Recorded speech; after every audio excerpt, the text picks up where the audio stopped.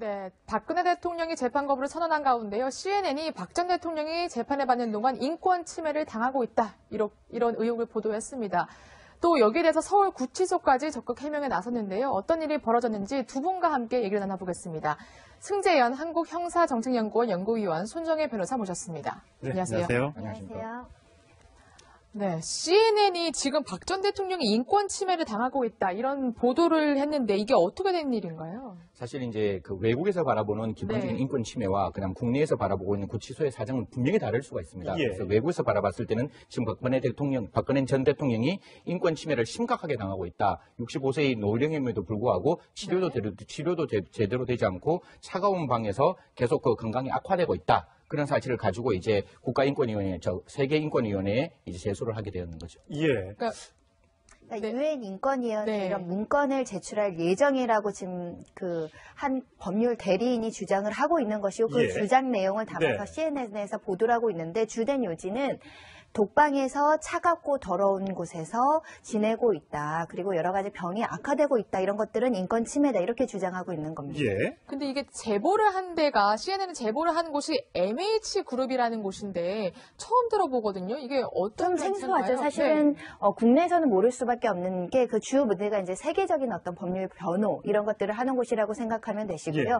가장 대표적인 사건들은 뭐였냐면은 그 예전에 그 리비아 아들과 관련된 사건이었는데요. 네, 결국은 국내 변호사가 아니라 그 국제 무대에서 활동하는 변호사 그룹을 선택을 해서 이쪽을 통해서 유엔 인권위원회 여러 가지 인권 침해를 주장하고 예. 왜냐하면 유엔 인권회에서 정기적으로 한국 인권 보고서를 작성하고 인권 침해와 관련돼서 어떤 유엔 인권위원회에서 권고하는 그런 시스템들이 있거든요. 예. 그 전에 한국에 이런 인권 침해 문제가 있다 이런 것들을 알려서 조사하고 궁극적으로는 이게 유엔 인권회에서 어떻게 우리나라에서 제재하거나 이럴 수 있는 수단은 없거든요. 권고는 할 수 있지만 예. 뭐냐면 우리가 인권 침해를 당하고 있다는 것이 국내 언론을 통해서 얘기하는 것보다 세계적인 어떤 메시지를 던져서 이 어떤 무죄 추정의 원칙이라든가 나의 지금 공공한 처지에 대해서 알리겠다 이런 포석으로 보입니다. MH그룹 문건을 좀 소개를 해드리겠습니다. 어떤 면에서 인권 침해를 주장하고 있는 건지 박근혜 전 대통령이 일단 아프다는 겁니다. 그 더럽고 차가운 감방에 갇혀 제대로 잠을 이룰 수 없다라고 되어 있고요. 또 이제 여러 가지 그 질병이 있다라고 주장을 하고 있는데 허리 통증과 무릎, 어깨 관절염 같은 만성 질환, 그리고 영양 부족 이런 걸로 이제 고통을 받고 있고 상태가 점점 나빠지고 있지만 제대로 된 치료를 못 받고 있다라고 이제 이렇게 주장하고 있습니다. 여러 가지 질환들이 많이 있습니다. 우리가 아는 허리 통증, 그다음에 발목 이런 것들 질환들이 다 망라되어 있는데 우리가 사실 유엔 인권 이런 거 얘기할 때는 맨날 김정은이 뭔가 그 북한 주민들의 인권을 탄압하고 있다 해서 거기 인권재판소에 세운다 만다 이렇게 말했었는데 정작 이 박근혜 전 대통령이 거기에 올라간다고 하니까 우리나라가 인권 후진국인가라는 생각도 좀 들고 어떻게 나라 망신이라는 생각도 좀 들고 그러네요. 사실 이게 관점이 전혀 다르기 때문에 이게 이석기 사건에서도 이런 어떤 그 인권 침해가 있었다고 이제 제소를 했는 부분도 있고, 그러니까 유엔 인권위원회에서 바라보는 인권과 그 다음에 대한민국의 현실 사정을 모르는 입장이고 사실 이건 일방적인 주장에 해당하지 않습니다. 지금 박근혜 전 대통령이 지금 그 구치소에 있는 그 방은 일반 수감자들보다 월등히 나은 방이었고 훨씬 크고 2배 가까이 큰 평수를 가지고 있고 샤워실이라든가 기타 여러 가지 어떤 혜택을 받고 있음에도 불구하고 그런 사실이 과연 외국에서 바라볼 때 어떻게 될 거냐. 결국 지금 있는 상황 자체가 인권이 침해되고 있는 인권이란 이야기를 함으로써 좀 지금에 있는 그 상황을 돌파해보고자 하는 그런 어떤 그런 모습이 보이는 것입니다. 왜냐하면 우리 일반 독거실 한 1.9평, 커봐야 2평을 넘지 못하거든요. 근데 박 전 대통령이 지금 있는 곳은 3.2평이에요. 훨씬 큰 곳이고 사실은 서울구치소가 지금 차갑고 더럽다고 얘기하는데 그것도 굉장히 주관적일 수 있는 부분이고 그럼 일반 국민들한테 이런 형사재판이나 어떻게 구금된 사람들이 아주 따뜻하고 호화스럽고 깨끗한 곳에서 또 지내는 것이 사법 정의에 맞느냐라는 질문을 던질 수밖에 없고요. 심지어는 우리나라에서 구치소 그 행영과 관련해서 위헌 판결이 하나 나온 건 뭐냐면 1인당 차지하는 게 한 평도 안 되는 그 재소자한테 위자료를 지급하는 판결이 있었었거든요. 근데 지금 박 전 대통령 3.2평이 있지 않습니까? 무려 일반 수용자보다 3배 가까이 넘는 공간을 혼자서 사용하고 있는데 이런 것들이 얼마나 국민적인 감성으로 정말 인권 침해를 당하고 있구나. 정말 우리나라 우리나라의 인권 지수가 후진국이어서 이렇게밖에 재수자관리를 못하는구나 그렇게 생각할 것인지 이렇게 지금 처리하는 건 우리나라의 질서 내에서 움직이고 있고 법무부 규정에 따르고 있고 법무부 규정을 상회해서 조금 전직 대통령 예우도 받고 있는 상황이거든요. 심지어는 구치소장과 또 1대1로 면담하는 자리도 있지 않았습니까? 그렇죠. 이런 것들을 고려했을 때 유엔 인권위원회 이런 문건을 접수할 정도로 인권 침해를 당하고 있는지에 대해서는 좀 법률가의 입장에서는 조금 난해한 점들이 많습니다. 일단 서울구치소가 지금 이제 해명을 했는데요. 일단 온돌 방식으로 돼 있기 때문에 차가운 바닥도 결코 아니고 또 저녁에 불을 켜놓는다고 하는데 그것도 시찰에 의해서 아주 조도가 낮게 켜놓는 거기 때문에 인권 침해가 절대 아니다 이렇게 주장을 하고 있습니다. 일단 서울구치소의 해명을 전해드렸는데 근데 사실 이게 시점이 굉장히 묘해요. 변호사님. 재판 거부를 했고요. 그리고 갑자기 그리고 친박 단체들이 지금 집회를 하고 있고 그런 와중에 해외에다가 특히 CNN이면 우리가 잘 아는 대표 방송 아닙니까? 미국에. 거기다가 인권 침해를 당하고 있어요. 이게 속셈이나 의도가 뭘까요? 전략입니다. 그러니까 네. 사실은 우리 형사재판정에서 직접 낭독하면서 뭐라고 했냐면 사법부의 치욕적인 역사라고 했거든요. 그렇죠. 구속영장이 재연장되는 부분에 있어서 이것이 무죄 추정의 원칙에 반하고 어떤 피고인의 방어권을 침해한다는 취지로 주장을 했고 그 다음 수수는 세계적인 어떤 이목을 끌만한 메시지를 전달해서 전직 대통령으로서 내가 제대로 된 어떤 인권 절차에 의해서 형사재판을 받지 못하고 있고 이것은 마치 정치적 희생처럼 다뤄지고 있다는 걸 국내외적으로 동시에 이것을 퍼뜨리려는 계획이 있었다. 왜냐하면 이 MH그룹도 누군가는 접촉을 했을 겁니다. 그렇겠죠. 사전에. 예. 네. 그리고 이 CNN 보도도 누군가가 사전에 접촉해서 보도의 시점을 정했을 거예요. 그게 맞물려 있다는 것은 지금 외부에 있는 뭐 국내 변호사가 됐든 뭐 다른 정치인이 됐든 이 문제를 같이 핸들링하면서 메시지의 효과를 극대화하기 위한 어떤 전략으로 CNN을 선택하고 이 MH그룹을 선택했다라고 볼 수밖에 없습니다. 물론 변호인이 누구든 전 세계 변호인이면 어떤 사람이든 다 변호를 할 수 있습니다만 이 MH그룹에 있는 변호인들이 맡았던 인물이 이제 사이프 가다피라는 예. 그러니까 리비아 전 국가 원수의 유력한 승계자로 알려졌던 사람이죠. 네. 해외로 도망가기도 했었고요. 사형 선고까지 받았던 사람이죠. 예. 그런 사람을 맡았던 사람이 박근혜 전 대통령을 변호하고 있다고 하니까 조금 이상하다는 느낌이 좀 듭니다. 예, 사실 이게 이제 11월 9일 날 이제 유엔 인권위원회에서 저희들 이제 유엔에 관련된 내용 중에서 우리나라가 얼마만큼 인권을 지키고 있느냐를 보고하는 4년에 한 번씩 열리는 회의가 있어요. 예. 그 회의 때문에 아마 이런 것들을 나타내지 않았을까. 왜냐하면 그 회의에서 이런 것들을 조금 더 주목시킴으로써 지금 있는 어떤 현 정부가 행하고 있는 것이 뭔가 잘못되었다는 오해의 소지를 불러일으키기 위한 국내에서는 뭔가 이게 여론 환선이 잘 안 되니까 예. 해외에 어떤 이런 것들을 좀 빌려서 뭔가 좀 이슈를 만들고 싶은 싶은. 거죠. 예, 그런 어떤 사고방식이 분명히 깔려 있는 것이고, 사실 지금 저희들이 국내의 입장에서는 지금 박근혜 전 대통령이 지금 수용되어 있는 상황 자체가 일반 상황보다는 월등히 나아 있는 상황이고, 오히려 이런 상황들이 문제가 있다고 지적하는 상황에서 이런 것들이 지금 불거져 나왔다는 점은 다소 이게 의구심이 분명히 드는 관점이 있습니다. 그렇군요.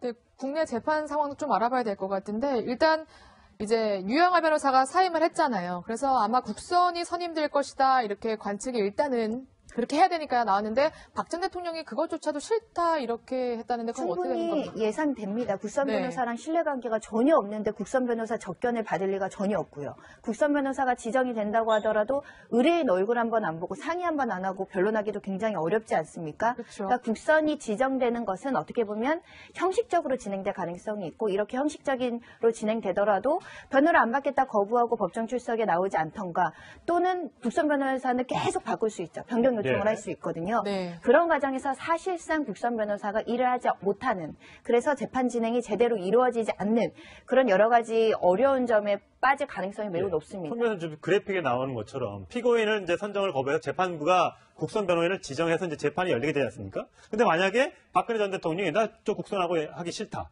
이렇게 이제 거부를 하게 되면 다시 재판부가 지정을 해서 다시 재판이 열릴 수도 있고 그것도 조차 안 되면 계속 뺑뺑이만 돌다가 재판이 공전될 수 있는 겁니다. 공전될 수 있죠. 예. 사실 본 사건 자체가 필요적 변론 사건이기 때문에 국선 변호인이 없는 상태에서 재판을 진행할 수는 없는 거예요. 그게 형사소송법이 정한 원칙이기 때문에 벌석 재판이라고 할 수 있는 재판 그거는 이제 피고인이 없는 상태 없는 상태인 것이고 지금 이제 필요적 변론 사건이기 때문에 변호인이 없이 재판을 진행할 수 없기 때문에 변호인은 존재를 해야 되는 것이고 사선 변호인이 없기 때문에 국선 변호인이 있는데 있는데 그 국선 변호인을 선정하는 자체도 재판 절차이기 때문에 당의 피고인 박근혜 대통령 전 대통령 입장에서 나 이 국선 변호인 싫다. 이 국선 변호인이 원칙적으로 나의 변론에 대해 제대로 변론하지 않는다. 나의 방어권이 침해되고 있다라고 얘기하면 그 국선 변호인은 다른 국선 변호인으로 바꿔야 되는 거죠. 예. 또한 국선 변호인의 입장에서도 지금까지 있는 그 사건에 대한 어떤 전체를 모르고 있는 입장에서 그렇죠. 변론을 할 수는 없는 거잖아요. 그렇죠. 그러면 결국 자기 국선 변호인이 그 변호인의 그 박근혜 전 대통령의 사건에 제대로 변호를 하려면 그것만 준비하는데도 꽤나 시간이 걸리기 때문에 지금은 굉장히 이렇게 재판이 봉착되어 있다. 국선이 한 명이에요? 원래는 국선 변호인이 1인이 지정하는 게 형사소송법상 법령으로 되어 있는데 예. 1인 또는 수인을 지정할 수 있는데 수인이 지정하면 보통 한 사건당 국가의 세금이 나가게 되어 있어요. 그렇죠. 그러니까 원래 원사건에 대해서는 한 명이 지정하는 게 원칙이겠죠. 국민의 세금의 문제에서. 그런데 이 사건이 중요하다면 수인의 국선 변호인을 선정할 수도 있는데 그건 재판부가 이제 결정해야 될 문제라고 생각합니다. 거의 실무상으로는 여러 명 지정하는 건 이례적이고요. 한 명 정도를 선임하는데 중요한 건 또 어떤 국선이 이것을 맡을 것인가. 제가 국선 변호사로 지정된다고 하면 다른 사건들도 있는데 이 사건을 밤을 새서 꼴박 10만 쪽이라면서. 네, 일주일을 새서 다른 일 하나도 안 하고 해도 기록 판단하고 하기 굉장히 어렵거든요. 처음에는 박 전 대통령이 지정을 할 수 있나요? 아니면 이렇게 뭐 랜덤이라고 원래 하나요? 법원에서 있어요? 지정하는 겁니다. 법원이 가지고 그 있는 리스트가 명단에 있는 거죠, 명단에. 랜덤으로 넘어가는데 요즘에는 국선 전담 변호사 제도도 있어서 국선만 네. 전담으로 국가에서 선임한 변호사들이 있거든요.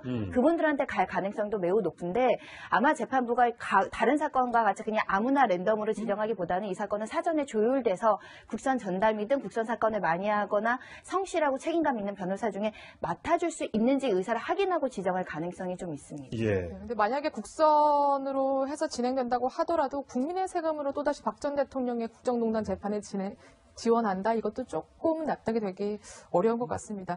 일단 재판도 재판이지만 지금 자유한국당도 굉장히 곤란하거든요. 당초 오늘 윤리위를 열어서 탈당 권유 징계를 하려고 했는데 그것도 막혔고 그래서 유영하 변호사나 박 전 대통령을 접촉해 보려고 하는데 이것도 마땅치 않은 것 같더라고요. 그러니까 자유한국당이 지금의 포지션이 구속영장이 다시 재연장되면서 강하게 이 사실을 또 비판을 하고 있는 상황에서 박 전 대통령은 또 출당을 해라, 자진 탈당해라 이렇게 또 권고해야 되는 모순적인 지혜에 있어서 참 난감하다라고 보이는데 결국은 지방선거나 앞으로의 자유한국당이 국민들한테 좀 혁신의 모습을 보이기 위해서는 박 전 대통령이랑 거리두기는 반드시 이루어져야 되거든요. 예. 그래서 좀 어려운 점이 있는데 홍준표 대표는 자진해서 탈당해 주기를 얼마나 기대하겠습니까? 근데 지금 박 전 대통령이나 유영하 변호사나 그런 메시지가 전혀 없죠. 예. 그렇기 때문에 사실은 굉장히 정치적으로는 결국은 자진 탈당보다는 그 제명당하는 수순으로 가지 않을까 생각이 예. 듭니다. 아까 좀 전 국회 본청 앞에서 조원진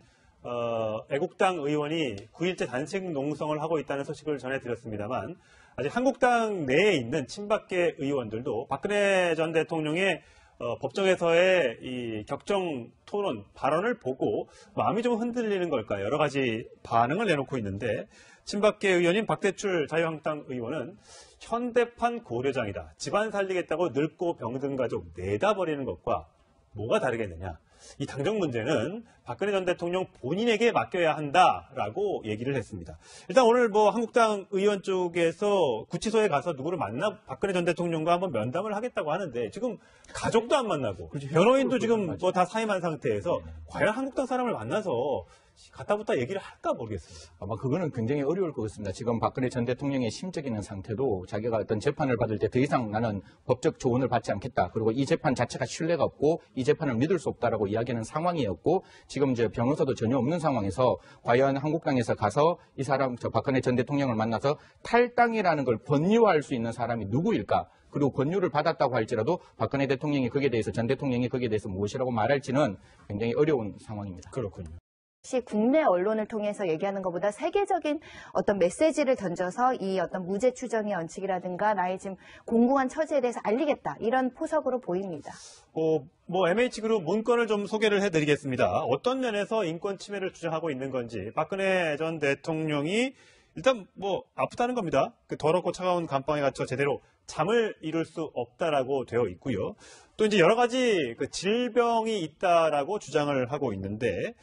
허리 통증과 무릎, 어깨 관절염 같은 만성 질환, 그리고 영양 부족 이런 걸로 이제 고통을 받고 있고 상태가 점점 나빠지고 있지만 제대로 된 치료를 못 받고 있다라고 이제 이렇게 주장하고 있습니다. 여러 가지 질환들이 많이 있습니다. 우리가 아는 뭐 허리 통증, 그다음에 발목 이런 것들 질환들이 다 망라되어 있는데 우리가 사실 유엔 인권 이런 거 얘기할 때는 맨날 김정은이 뭔가 그 북한 주민들의 인권을 탄압하고 있다 해서 뭔가 거기 인권 재판소에 세운다 만다 이렇게 말했었는데 정작 이 박근혜 전 대통령이 거기에 올라간다고 하니까 우리나라가 인권 후진국인가라는 생각도 좀 들고 어떻게 나라 망신이라는 생각도 좀 들고 그러네요. 사실 이게 관점이 전혀 다르기 때문에 이게 이석기 사건에서도 이런 어떤 그 인권 침해가 있었다고 이제 제소를 했는 부분도 있고, 그러니까 유엔 인권위원회에서 바라보는 인권과 그 다음에 대한민국의 현실 사정을 모르는 입장이고 사실 이건 일방적인 주장에 지나지 않습니다. 지금 박근혜 전 대통령이 지금 그 구치소에 있는 그 방은 일반 수감자들보다 월등히 나은 방이었고 훨씬 크고 2배 가까이 큰 평수를 가지고 있고 샤워실이라든가 기타 여러 가지 어떤 혜택을 받고 있음에도 불구하고 그런 사실이 과연 외국에서 바라볼 때 어떻게 될 거냐. 결국 지금 있는 상황 자체가 인권이 침해되고 있는 인권이란 이야기를 함으로써 좀 지금에 있는 그 상황을 돌파해보고자 하는 그런 어떤 그런 모습이 보이는 것입니다. 왜냐하면 우리 일반 독거실 한 1.9평, 커봐야 2평을 넘지 못하거든요. 근데 박 전 대통령이 지금 있는 곳은 3.2평이에요. 훨씬 큰 곳이고 사실은 서울구치소가 지금 차갑고 더럽다고 얘기하는데 그것도 굉장히 주관적일 수 있는 부분이고 그럼 일반 국민들한테 이런 형사재판이나 어떻게는 독방에서 차갑고 더러운 곳에서 지내고 있다. 그리고 여러 가지 병이 악화되고 있다. 이런 것들은 인권 침해다. 이렇게 주장하고 있는 겁니다.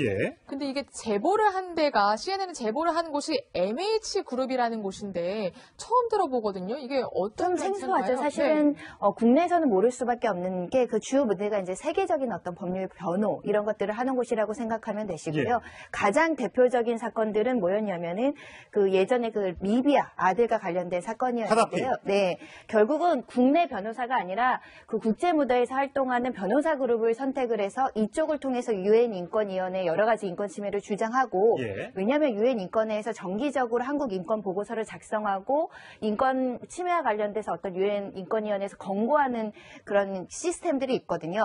그 전에 한국에 이런 인권 침해 문제가 있다 이런 것들을 알려서 조사하고 궁극적으로는 이게 유엔 인권회에서 어떻게 우리나라에서 제재하거나 이럴 수 있는 수단은 없거든요. 권고는 할 수 있지만 뭐냐면 우리가 인권 침해를 당하고 있다라는 것이 네, 박근혜 대통령이 재판 거부를 선언한 가운데요. CNN이 박 전 대통령이 재판을 받는 동안 인권 침해를 당하고 있다. 이런 의혹을 보도했습니다. 또 여기에 대해서 서울구치소까지 적극 해명에 나섰는데요. 어떤 일이 벌어졌는지 두 분과 함께 얘기를 나눠보겠습니다. 승재현 한국형사정책연구원 연구위원 손정혜 변호사 모셨습니다. 안녕하세요. 안녕하세요. 네, CNN이 지금 박 전 대통령이 인권 침해를 당하고 있다 이런 보도를 했는데 이게 어떻게 된 일인가요? 사실 이제 그 외국에서 바라보는 기본적인 인권 침해와 그냥 국내에서 바라보고 있는 구치소의 사정은 분명히 다를 수가 있습니다. 그래서 외국에서 바라봤을 때는 지금 박근혜 전 대통령이 인권 침해를 심각하게 당하고 있다. 65세의 노령임에도 불구하고 치료도 제대로 되지 않고 차가운 방에서 계속 그 건강이 악화되고 있다. 그런 사실을 가지고 이제 국가인권위원회, 세계인권위원회에 이제 제소를 하게 되었는 거죠. 그러니까 유엔 인권위원회 이런 문건을 제출할 예정이라고 지금 그 한 법률 대리인이 주장을 하고 있는 것이고 그 주장 내용을 담아서 CNN에서 보도를 하고 있는데 주된 요직에 구금된 사람들이 아주 따뜻하고 호화스럽고 깨끗한 곳에서 또 지내는 것이 사법 정의에 맞느냐라는 질문을 던질 수밖에 없고요.